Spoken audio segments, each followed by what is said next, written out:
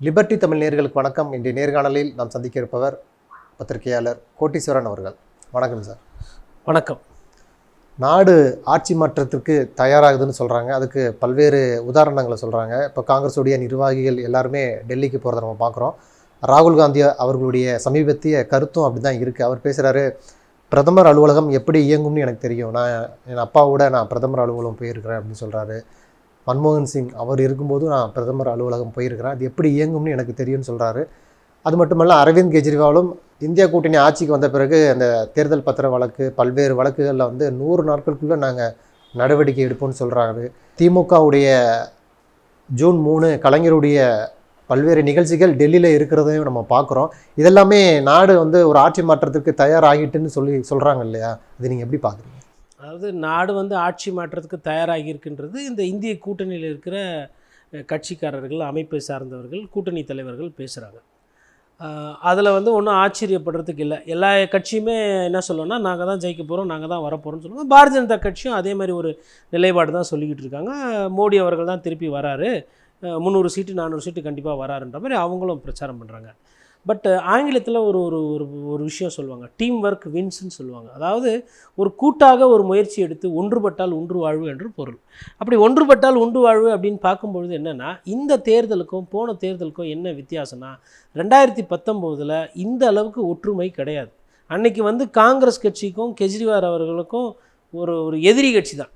அதாவது பிஜேபி கூட அப்புறம். இப்போ காங்கிரஸ் டெல்லியில் ஆட்சியில் இருந்ததை அகற்றிட்டு தான் கெஜ்ரிவால் அவர்கள் ஆட்சிக்கு வந்தார். காங்கிரஸ் கட்சி ஊழல் கட்சின்னு சொல்லிட்டு தான் கெஜ்ரிவால் அவர்கள் ஆட்சியை பிடிக்கிறார். அப்போது உனக்கும் எனக்குமே பிரச்சனை இருக்குது, நான் பிஜேபி அப்புறம் பார்த்துக்கிறேன்ற அந்த மனநிலையில் இருந்தாங்க. அதே மாதிரி நீங்கள் பீகார் எடுத்துக்கோங்க. பீகார்லேயுமே பார்த்திங்கன்னா ஒரு பெரிய சொல்லிக்கிற அளவுக்கு காங்கிரஸ்க்கு ஒரு கூட்டணி கிடையாது.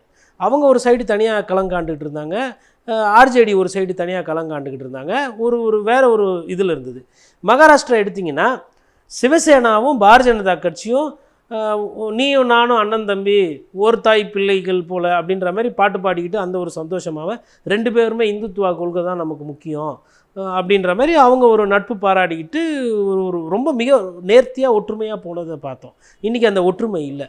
இப்போ நீங்கள் குறைந்தபட்சம் அதிமுக எடுத்துக்கோங்க, தமிழ்நாட்டில் அவங்களுக்கு ராஜ்யசபாவில் இப்போ எண்ணிக்கை இருக்கும், அவங்களுக்கு இருக்கிற சட்டமன்ற உறுப்பினருக்கு. பாராளுமன்ற உறுப்பினர் லோக்சபாவில் எவ்வளோ பேர் ஜெயிப்பாங்க என்னன்னு நமக்கு தெரியாது. அந்த கட்சியுமே இன்றைக்கி, எப்பா நான் தனியாக இருந்தாலும் பரவாயில்ல, எனக்கு சங்காத்தம் வேண்டாம், உன்னோட கூட்டணி வேண்டாம் அப்படின்ற அந்த நிலைப்பாடு பார்க்கும். வெறும் சந்திரபாபு நாயுடு அவர்களை தவிர்த்து பாரதிய ஜனதா கட்சிக்கு சொல்லுகின்ற அளவுக்கு பெரிய ஒரு கூட்டணி தலைவரோ இல்லை ஒரு முதலமைச்சர் அங்கமாக இருக்கக்கூடிய அந்த வசீகரமோ ஒரு தோரணை கொண்ட தலைவர்கள் பாரதிய ஜனதா கட்சி கூட்டணியில் இன்றைக்கி பெரிதளவு இல்லை. அவங்க வச்சிருக்கிறது எல்லாமே சிறிய சிறிய அளவான கட்சிகள். குறிப்பாக சொல்லணும்னா 5 விழுக்காடு 8 விழுக்காடு 10 விழுக்காடு அதற்கும் கம்மியாக இருக்கக்கூடிய வாக்கு வங்கி வச்சுருக்கிறவங்க தான் இன்றைக்கி அங்கே இருக்கிறாங்க. அப்போது 2019க்கும் 2024க்கும் பார்க்கும்போது ஒரு டீம் ஒர்க் அப்படின்னு பார்த்திங்கன்னா, இந்திய கூட்டணியில் தலைவர்களுக்கோ இல்லை நல்ல வேட்பாளர்களுக்கோ பஞ்சம் இல்லாத மாதிரி ஒரு சூழல். நீங்கள் சொல்லக்கூடிய கருத்து தான் இப்போ காங்கிரஸுடைய இன்டர்னல் சர்வே அப்படின்னு அவங்க சொல்கிறாங்க. அதாவது 2014 44 சீட்டு ஜெயிச்சிருந்தாங்க, 2019 52 சீட்டு. இப்போ இந்த தேர்தலில் காங்கிரஸ் பாஜக சேர்ந்தாலுமே ஒரு 50% வாக்கு தான் வரும். வெற்றியை தீர்மானிக்கக்கூடிய இடத்துல மாநில கட்சிகளுடைய வாக்கு வங்கி இருக்குது, அவர்களுடைய எண்ணிக்கை தான் இருக்குது. இந்த முறை காங்கிரஸ் ஒரு 87 to 100 தொகுதியில் கைப்பற்றினாலே அந்த மாநில கட்சிகளோடு ஒன்றிணைந்து ஈஸியாக ஆட்சியை பிடிச்சிடலாம் அப்படின்னு அவங்க ஒரு கணக்கு சொல்கிறாங்களா? அதுவும் சரிதான் பார்க்கல. இல்லை, அவங்க ஒரு நம்பர்ஸை பார்க்குறாங்க, ஸ்ட்ரெயிட் மேத்தமேட்டிக்ஸ் நம்பர். அதாவது இப்போ நீங்கள் மகாராஷ்டிரா எடுத்துக்கிட்டிங்கன்னா சிவசேனாவும் பிஜேபியும் சேர்ந்து 48 சீட்டில் 41 இடங்களை கையகப்படுத்தினாங்க. 2019 அதுதான் நிலை, 2014 அதுதான் நிலை. அதாவது 7-8 தொகுதி தான் மற்ற கட்சிகளுக்கு விட்டு கொடுத்தாங்க. 85 விழுக்காடு சீட்டுகளை அவங்களே பெற்றாங்க. அப்போ என்னென்னா, சிவசேனா தொண்டரும் பாரதிய ஜனதா கட்சி தொண்டரும் சேர்ந்து வேலை செய்கிற அந்த சூழல் இருந்தது. இன்றைக்கி அந்த சேர்ந்த சூழல் இல்லை. அப்போ சேர்ந்த சூழல் எழும்போது உத்தவ் தாக்கரே தலைமையில் இருக்கக்கூடிய அந்த கட்சிக்குன்னு ஒரு வாக்கு வங்கி இருக்கும். அப்போ அந்த வாக்கு வங்கியை நீங்கள் பாரதிய ஜனதா கட்சியோட அந்த கூட்டணியிலேருந்து 2019 நீங்கள் கழிக்கணும். கழிச்சிட்டு நீங்கள் எங்கே சேர்ப்பீங்கன்னா காங்கிரஸோடு சேர்ப்பீங்க. காங்கிரஸுக்கு என்ன வாக்கு இருக்கோ அந்த வாக்கு வங்கி இருக்கும். ஏன்னா அது குறைந்தபட்ச வாக்கு வங்கி. ஏன்னா 2019 விட மோசமான ஒரு தேர்தலில் திருப்பி காங்கிரஸால் சந்திக்க முடியாது. அதுதான் அவங்களோட டெத்து பெட்டு. அதுதான் 2014-19 பார்த்திங்கன்னா 44-52 பாராளுமன்ற உறுப்பினர்கள். இதை விட ஒரு தேசிய கட்சி மோசமான ஒரு பர்ஃபார்மன்ஸ் பண்ண முடியாது. அதுவும் ஒட்டுமொத்த இந்தியாவில் இது பண்ணிவிட்டு கிட்டத்தட்ட 400 சீட்டில் நின்றுட்டு நீங்கள் 40 சீட்டில் ஜெயிக்கிறீங்க இல்லை 50 சீட்டில் ஜெயிக்கிறீங்கன்னா என்ன விகிதாச்சாரம்னா 10%-12% தான் உங்கள் பர்ஃபார்மன்ஸ். ஒரு தேசிய கட்சியினுடைய அந்த பர்ஃபார்மன்ஸு 10% இருக்குது. 10% இருந்து அவங்க ஒரு 30% முன்னேறினாங்கனாலுமே அது அவங்களுக்கு இமாலய வெற்றி. அப்போ 10% 12% பண்ண அந்த பர்ஃபார்மன்ஸை காங்கிரஸ் கட்சி ஒரு 30% ஆக்கிடுச்சுனாவே அவங்களுக்கு 120 சீட்டு 130 சீட்டு வந்துடும், சுலபமாக வரும். பிஜேபி 300 வர்றது எவ்வளோ கடினமோ, ஆனால் காங்கிரஸ் 300க்கு போக வேண்டிய அவசியம் இல்லை. காங்கிரஸ் வந்து அவங்க வேலையை நாங்கள் 300 சில்லற சீட்டில் நிற்கிறோம், அதில் நாங்கள் ஒரு 40% 30% ஜெயிச்சாவே போதுனாமே அவங்களுக்கு வந்து வேணுன்ற நம்பர் வந்துடும். இந்த 120 130 வந்தாமே நாங்கள் ஆட்சி பண்ணுறதுக்கு உண்டான சூழல் இருக்குது. அதை தான் வந்து நம்ம அந்த யூனிட்டின்னு சொல்கிறோம். ஒன்றுபட்டால் உண்டு வாழ்வு. நீங்கள் சொன்னது அதுதான். கடந்த தேர்தலில் தனித்தனியாக நிற்கும் போது என்ன ஆகிடுதுன்னா பிஜேபி வந்து அதிகமான கணிசமான வாக்குகளில் ஜெயிக்கிறாங்க. சுருக்கமாக சொன்னால் ஒரு 200 தொகுதிக்கு மேலே 40 விழுக்காடுக்கு மேலே மார்ஜினில் அடிக்கிறாங்க. 3 லட்சம் ஓட்டில் வித்தியாசத்தில் ஜெயிக்கிறது, 2 லட்சம் ஓட்டில் வித்தியாசத்தில் ஜெயிக்கிறது. இந்த வாட்டி 2 விஷயம் அவங்களுக்கு நேர் எதிராக இருக்குது. என்னென்னா, ஒன்று வந்து மக்கள் அதிக அளவில் வந்து வாக்கு செலுத்தவில்லை. போலிங் பர்சன்டேஜ் என்ன தான் தேர்தல் ஆணையம் 3 நாள் கழிச்சு 4 நாள் கழிச்சு 5% ஏற்றி 7% ஏற்றினாலும் அந்த எண்ணிக்கை வந்து பழைய அளவுக்கு போகலை. அப்போ அந்த வெற்றி விகிதாச்சாரத்தோட தன்மை வந்து குறையும், மார்ஜின் குறையும். ஒன்று. இரண்டாவது வந்து கூட்டணி அப்படின்ற அந்த கணக்கு வரும்பொழுது இந்திய கூட்டணி வந்து மாநிலத்துக்கு அங்கங்கே எங்கெங்கே கூட்டணி அமைக்க முடியுமோ அமைச்சிருக்கு. இன்றைக்கி வந்து ராஜஸ்தானில் கூட்டணி இருக்கா காங்கிரஸ் கட்சிக்கு, அங்கே தனித்து நிற்கிறாங்க. குஜராத்தில் தனித்து நிற்கிறாங்க. மத்திய பிரதேசம், அதாவது அவங்களுக்கு எங்கே பலம் இருக்குதுன்னு நினைக்கிறாங்களோ அங்கெல்லாம் தனித்து. மிச்ச மாநிலம் எல்லாத்துலேயுமே அவங்க ஒரு கூட்டணியில் தான் இருக்கிறாங்க. அதேமாதிரி தென்னிந்தியாவில் இன்றைக்கி தெலுங்கானாலையும் கர்நாடகத்துலேயும் அவங்க ஆட்சியில் இருக்காங்க. கடந்த முறை அவங்க ஆட்சியில் இல்லை. 60% இல்லை ஒரு 50% அந்த 52 சீட்டும் 50 சீட்டுன்றது தென்னிந்தியாவில் கிட்டத்தட்ட உறுதியாகி உள்ளது காங்கிரஸ் கட்சி. அப்போ அவங்களுக்கு தேவை இன்னும் ஒரு 70 சீட்டுக்கு வட இந்தியா, கிழக்கு இந்தியா, இந்த சைடு சென்ட்ரலு, ஈஸ்ட்டு, நார்த்து, இந்த 3 இடத்துல அது வந்து அவங்க வந்து ஒரு 70-80 சீட்டு வந்துட்டாங்கன்னா அவங்களோட வேலை முடிஞ்சுது. மிச்சத்தை மற்ற மாநில கட்சிகள் பார்த்துக்கொள்ளும். அதான் அதனுடைய கணக்கினுடைய அந்த நோக்கம். இப்போ ஆர்எஸ்எஸ் வந்து அவ்வளவு எளிதாக விடாதுன்னு சொல்கிறாங்க. அதாவது தேர்தலில் ஒருவேளை பாஜக தோல்வியே அடைஞ்சாலுமே, ஏன்னா ஆர்எஸ்எஸ் உடைய 100ஆண்டு விழா வருது, அது அவங்களுக்கு ரொம்ப முக்கியம்னு சொல்கிறாங்க. அது இந்த அடுத்த ஆட்சியில் தான் அது நிறைவேற்ற முடியும்னு சொல்கிறாங்க. இந்து ராஷ்டிரா உள்ளிட்ட பல்வேறு கனவுகள் இருக்குது. அதனால் தேர்தலில் தோல்வி அடைஞ்சாலுமே நீங்கள் பாஜகவை வெளியேற்றுவது கடினம், மக்கள் சக்தியால் தான் முடியும்னு ஒரு அச்சத்தை ஏற்படுத்துகிறாங்க. ஆனால் இப்போது ஆர்எஸ்எஸும் பாஜகக்குள்ளே ஒரு குழப்பம் இருக்குது, மோடி வரமாட்டார்னு சொல்லி அங்கேயே பிரச்சனை இருக்குதுன்னு சொல்கிறாங்க. ஆனாலும் இது போன்ற கருத்துக்களை முன்வைக்கிறாங்கல்ல, இது எப்படி பார்க்குறீங்க? 3 விஷயங்களாக பிரிச்சுக்கணும். ஒன்று ஆர்எஸ்எஸ், ஒன்று பிஜேபி, இன்னொன்று மோடி, அமித்ஷா ஐயா அவர்கள் 2 பேர். இது என்ன 3 ஒரே மாதிரி தானே இருக்குது, 3மே பார்த்தா காவி கலராக தானே இருக்குது, இதை என்ன பிரித்து பார்க்குறீங்க? அப்படி அல்ல அதற்கு பொருள். இது 3 வந்து ஏன் பிரித்து பார்க்கணுன்னா, ஆர்எஸ்எஸ்க்கு வந்து ஒரு ஊழல் பண்ணணும், டெண்டர் விடணும், பணங்காசு சம்பாதிக்கணும், நம்ம வந்து பணக்காரர்கள் ஆகணுன்ற அந்த எண்ணோட்டம் கிடையாது ஆர்எஸ்எஸ்க்கு. ஆர்எஸ்எஸை பொறுத்தவரையிலும் அவங்களுக்கு வந்து இந்து ராஷ்டிராவாக மாற்றணும், இது வந்து இந்துக்கள் நாடாக மாற்றணும், நம்ம சொல்கிறது கேட்கணும். பதவியில் இருக்கிறவங்க யார் வேணால் இருக்கட்டும், நம்ம சொல் பேச்சு கேட்குறவங்க மேலே இருக்கணும். நம்ம சனாதன தர்மம் வாழணும்னு நம்ம சொன்னோன்னா அவங்க அதை அப்படியே கேட்கணும். நம்மக்கிட்ட வரணும், நம்மளை பார்த்து வணக்கம் வைக்கணும், நம்மளை பார்த்து நமஸ்காரம் பண்ணணும். இதுதான் ஆர்எஸ்எஸ். இப்போ பிஜேபி பொறுத்தவரையிலும் என்னென்னா, அது வந்து ஒரு கட்சி, அது வந்து எதனா ஒரு கொள்கை இருக்கணும், அதுக்கு ஒரு தாய் இயக்கம் மாதிரி எதனா ஒன்று இருக்கணும், அதை சான்று அது அரசியல் பண்ணணும். அது பிஜேபி பண்ணுது. இந்த பிஜேபிக்கு வந்து பார்த்திங்கன்னா ஊழலை பற்றி பேசும், லஞ்சத்தை ஒழிப்பேன்னு சொல்லும், எல்லாம் சொல்லும். ஆனால் கடைசியில் என்ன பண்ணோம், லஞ்சவாதிகள் வந்து அந்த கட்சியில் சேர்ந்தாங்கன்னா அந்த லஞ்சவாதிக்கு சீட்டு கொடுத்துட்டு அந்த சொந்த கட்சிக்காரங்களுக்கு சீட்டு இல்லாமல் பண்ணும். உதாரணம் வருண் காந்தி இப்போ எங்கேயுமே பிரச்சாரம் பண்ணல. அவங்களோட அம்மையாருக்கு ஒண்டி கொஞ்சம் ஒரு லாஸ்ட் ஒரு 10 நாளாக பிரச்சாரம் பண்ண ஆரம்பிச்சிருக்கிறார். இப்போது அதுவும் இன்னும் ஒரு வாரம் பண்ண போகிறாரு. மேனகா காந்தி அவர்களுக்கு பிரச்சாரம் பண்ணிகிட்ருக்கார். இப்போ பில்லிபிட்டில் அவர் வந்து தொகுதி மாறினதால் அந்த பக்கம் போகிறது கிடையாது, அவருக்கு சீட்டு கொடுக்கல. இப்போ இது ஒரு எடுத்துக்காட்டு. இந்த மாதிரி ஒரு 100 பேருக்கு மேலே வந்து இவங்க சீட்டை வந்து மாற்றி கொடுத்துருக்காங்க பாரதிய ஜனதா கட்சி. அப்போ இந்த பாரதிய ஜனதான்ற அந்த கட்சி, அந்த புது சொத்து, அது வந்து நிறைய பேரோட உழைப்புனாலையும் வேர்வைனாலும் உருவாக்கப்பட்ட ஒரு கட்சி. அதில் வாஜ்பாயோட உழைப்பு இருக்கும், அதில் அத்வானியோட உழைப்பு இருக்கும், முரளி மனோகர் ஜோஷியோட உழைப்பு இருக்கும், சுஷ்மா ஸ்வராஜோட உழைப்பு இருக்கும், வெங்கையா நாயுடோட உழைப்பு இருக்கும். எல்லாரோட உழைப்பு சேர்ந்த ஒரு கட்சி தான் இந்த பாரதிய ஜனதா கட்சி. இப்போ இந்த பாரதிய ஜனதா கட்சி என்ன பண்ணுறாங்கன்னா, 2 பேர் வந்து அவங்க விருப்பத்துக்கு ஏற்ற மாதிரி அதை தலையாட்டி பொம்மை மாதிரி பயன்படுத்துகிறாங்க. அதாவது கோவிந்த் அவர்களை யாருக்குமே தெரியாது, திடீர்னு ஒருத்தரை எங்கேருந்தோ கண்டுபிடிச்சி எடுத்துகிட்டு வந்து போட்டாங்க. அதே மாதிரி திரௌபதி முர்மு அவர்கள், அதாவது பாரதிய ஜனதா கட்சியில் கொஞ்சம் பிரபலமாக சனாதன கொள்கைகள் பேசுகிற மாதிரி ஆட்களோ இல்லை பேசப்பட்டவர்கள் சிந்தனையாளர்கள் இருந்திருப்பாங்க. ஆனால் பிஜேபியிலையோ இல்லை ஆர்எஸ்எஸ்ல இருந்தோ எல்லாம் எடுக்காமல் ஹேண்ட் பிக் பண்ணி பண்ணி பண்ணி பண்ணி போட்டாங்க. யார்? இந்த 2 தலைவர்கள், ஐயா மோடி அவர்களும் அமித்ஷா அவர்களும்.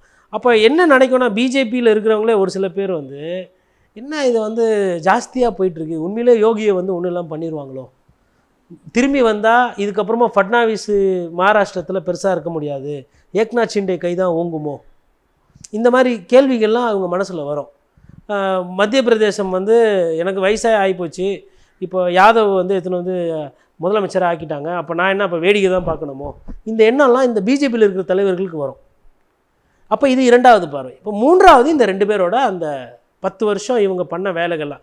இப்போ இந்த 3 ஃபேக்டரை பார்க்கும்போது முன்றைய தேர்தலில் பார்த்தீங்கன்னா இந்த விருப்பு வெறுப்பு இந்த அட்ஜஸ்ட்மெண்ட்லாம் இல்லை. ஆர்எஸ்எஸ் சொல்லுது நமக்கு உண்டான தலைவர் அத்வானிக்கு அடுத்து மோடி, ஆர்எஸ்எஸ் சொல்லுது. பிஜேபி ஆமாம் கரெக்டாக சொன்னீங்க, சரியாக சொன்னீங்க, குஜராத்தில் 3 முறை முதலமைச்சராக இருந்திருக்காரு, இன்றைக்கி தேதியில் இவரை விட்டால் நமக்கு காங்கிரஸ் எதிர்க்கிறதுக்கு ஆள் இல்லைன்னு பிஜேபி காரியகர்த்தாலாம் ஒன்று சேர்றாங்க. மேலே தலைமையில் அன்றைக்கி அமித்ஷாவோ மோடியோ இவ்வளோ பவர்ஃபுல் கிடையாது. பிஜேபி ஆர்எஸ்எஸ் இது 2ம் சேர்ந்து முடிவெடுத்து முடிச்சு விட்டு போயிடுச்சு. ஆனால் இன்றைக்கி பிஜேபியையும் தாண்டி ஆர்எஸ்எஸ்ஸையும் தாண்டி ஐயா மோடி அவர்களும் அமித்ஷாவும் தனிப்பட்ட அவங்க ஒரு நிறுவனம் மாதிரி உருவாயிருக்காங்க. அப்போ இந்த விஷயம் வந்து இது வந்து அவங்களுக்கே அது நல்லது கிடையாது. அதை வந்து அது ஜூன் 4 எப்படி வருதுன்றது பார்க்கணும். நீங்கள் கேட்ட கேள்விக்கு இதுதான் பிரச்சனை. ஏன் வந்து இந்த குழப்பங்கள்லாம் இதெல்லாம் வந்து யாரும் பேசுறது கிடையாது. இதெல்லாம் வந்து இப்போ திமுகவில் வந்து உட்கட்சி பிரச்சனை இருக்கே, அதிமுகவில் வந்து எஸ்பி வேலுமணி வந்து கட்சியை பிரிச்சுன்னு போயிடுவார், செங்கோட்டையன் வந்து கட்சியை உடைப்பார், இப்படிலாம் வருதில்ல. ஏன் பிஜேபியில் அந்த மாதிரி வர்றதில்ல? ஐயா நிதின் கட்கரி இப்போ தானே பேச ஆரம்பிச்சிருக்கிறாரு.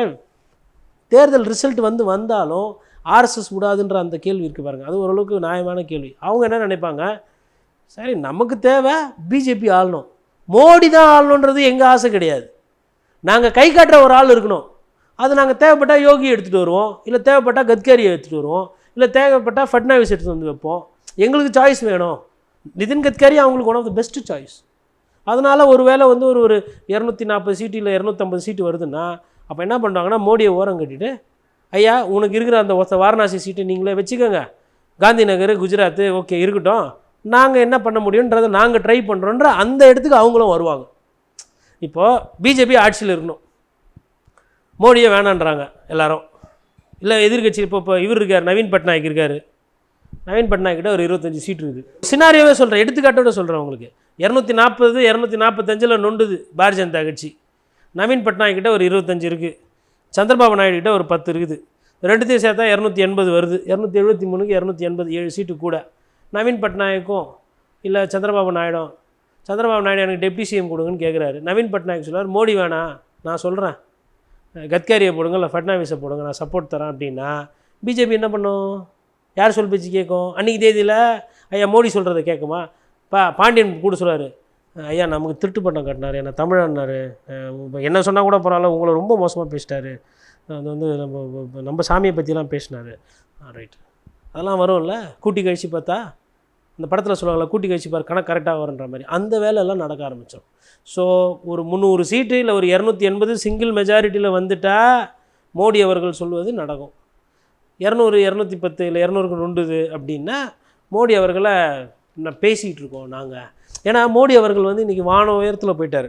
இவரால் ஃப்ளைட்டை பிடிச்சி போயிட்டு நவீன் பட்நாயக் கிட்ட அப்பாயின்மெண்ட் கொடுங்க, பார்க்கணும், சீட்டு பிரதமராக ஆகணும் அப்படின்னு கேட்க முடியாது. சந்திரபாபு நாயுடு கிட்ட போயிட்டு ஏமி பாபு இது நீ பண்ணு. ஒரு பிரதமர் வந்து இறங்கி போய் அவர் உச்சத்தில் உட்காந்துருக்கிறார்ல, அவரால் இறங்கி போய் பேச முடியாது. மம்தா பானர்ஜி கூட சொல்லுவாங்க நாளைக்கு, சரி நாங்கள் ஜெயிக்கலை, மோடி அவரில் வீட்டில் உட்கார வைக்கணும், 25 சீட்டு தரேன், நான் சொல்கிற ஆள் பிரதமராக போடுப்போம். மம்தா பானர்ஜி செஞ்சாலும் செய்வாங்க, அந்த தன்மை படைத்தவர்கள், சம்டைம்ஸ் நம்ப முடியாது, சொல்லலாம்ல. அப்போது இவங்க எல்லாம் பேசுகிறது என்ன பேசுகிறாங்கன்னா, சாத்தியகுருகள் 400 பிஜேபி ஜெயித்து விடும் கூட்டணியோட, பி 320 330 வந்துவிடும் பிஜேபி தனியாக, சி 270 இல்லை 250 வந்து விடுவார்கள், கூட்டணியை சேர்த்தார பார்த்தால் அவங்க வந்து ஆட்சியில் வந்துடுவாங்க. அப்போ 4 ஆப்ஷன், 4மே மோடி ஐயா ஜெயிக்கிற மாதிரியே சொல்கிறீங்க. ஏன் மோடியை பிஜேபி ஜெயிச்சு மோடி வெளியில் போகிற மாதிரி, இல்லை பிஜேபி ஜெயிச்சு வேறு யாருன்னா ஒரு கூட்டணி கட்சியில் இருக்கிறவங்க பிரதமர் ஆகிறது, இதெல்லாம் சாத்தியம் தானே இந்த ஊரில். இதெல்லாம் கூட பேசுறது கிடையாது. இது கூட இன்னொன்று என்ன பேசுகிறாங்கன்னா, காங்கிரஸ் வராது, காங்கிரஸ் வராது, காங்கிரஸில் பிரதமர் வேட்பாளரில் காங்கிரஸ் வராது, காங்கிரஸ் வராது, காங்கிரஸ் கொண்டு ஒரே ஆப்ஷன் காங்கிரஸ் வராது. அப்போது இது ஒரு ஓர வஞ்சனையாக தெரியவில்லை வட இந்தியாவில் இருக்க ஊடகங்கள் பண்ணுறது. இப்போ கூட நேற்று கூட பிரசாந்த் கிஷோர் மூச்சை பிடிச்சிட்டு பேசிகிட்டு இருக்கார்.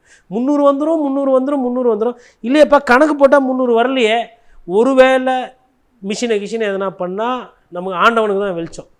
இது ஒரு அவலம் இல்லை. ஒரு டேக் பிஜேபி டேகுன்னு போட்டு அதில் வந்து அதனால் கோடு வேர்டா இல்லை சிம்பிளா இல்லை ஆல்ரெடி அது உள்ள எதனா தவறான வாக்குகளை பதிவு பண்ணியிருக்கீங்களா? பாரதிய ஜனதா கட்சி பிஜேபின்னு அந்த டேக்கில் போட வேண்டிய இல்லை இருக்க வேண்டிய அவசியம் என்ன?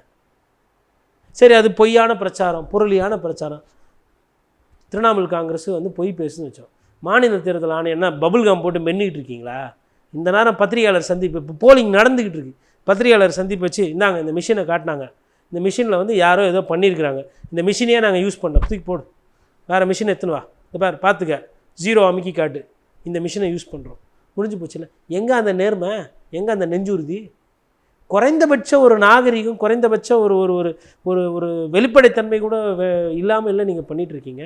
இந்த மாதிரி சர்ச்சை வருது, இந்த மாதிரி விமர்சனம் வந்தாலும் அதை பற்றி அப்படியே கண்டுக்கிறதே கிடையாது. ஏதோ மேலே ஏதோ மழை பெய்யுதுன்னுவாங்க, அது மாதிரி இருக்கிறது. என்ன தன்மை இது? அதனால் பார்க்கணும், இன்னொரு 10 நாள் வந்து என்ன போகுதுன்னு பார்க்கணும். மக்கள் எப்படி சிந்திச்சு என்ன ஓட்டு போடுறாங்கன்றதை நம்ம பொறுத்திருந்து தான் பார்க்கணும். நன்றி. நிறைய பயனுள்ள நல்ல தகவல்களை நேயர்களுக்கு சொல்லியிருக்கீங்க. உங்களுடைய நேரத்துக்கு மிக்க நன்றி. நன்றி.